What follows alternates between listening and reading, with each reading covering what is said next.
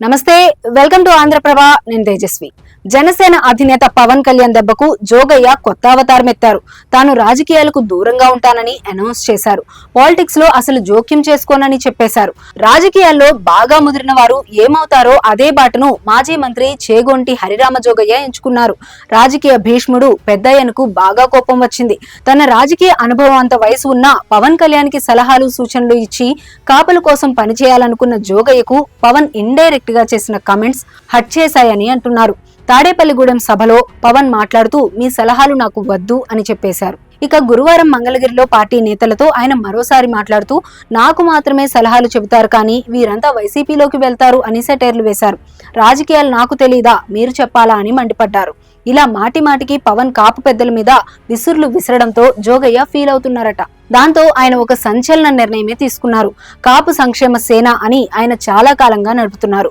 కాపుల కోసమే దాన్ని ఆయన స్టార్ట్ చేశారు. కాపు సంక్షేమ సేనను ఏపీలోని ఉమ్మడి 13 జిల్లాల్లో గ్రామ స్థాయి దాకా తీసుకుని వెళ్లి కమిటీలు సైతం వేశారు. ఇలా ఏపీలోని కాపులకు రాజకీయంగా అండగా ఉండాలని, జనసేన ద్వారా వారి కోరికలు తీర్చాలని, దానికి వారధి కావాలని జోగయ్య భావించారు. కానీ వర్తమాన రాజకీయ పరిణామాలు అన్ని చూసిన మీదట ఆయన కలత చెందారు. ఇక కాపు సేన ఉండదు అని చెప్పేసి రద్దు చేశారు. అంతేకాదు తాను ఇక మీదట రాజకీయాలకు దూరంగా ఉంటాను అని ప్రకటించారు. ఇక మీదట రాజకీయాల్లో అసలు జోక్యం చేసుకోనని ఆయన చెప్పేశారు. తాను రాజకీయ విశ్లేషకుడిగా ఉంటాను అని ప్రకటించారు. అంటే జోగయ్య కొత్త అవతారం అన్నమాట. రాజకీయ విశ్లేషకుడు అంటే అన్ని పార్టీలని నిశ్చితంగా విమర్శించవచ్చు. అంతేకాదు ఆయా పార్టీల జాతకాలను కూడా బయట పెట్టవచ్చు. మొత్తం స్వేచ్ఛతో మాట్లాడవచ్చు. అందుకే జోగయ్య ఈ కొత్త అవతారంలోకి మారనున్నారు.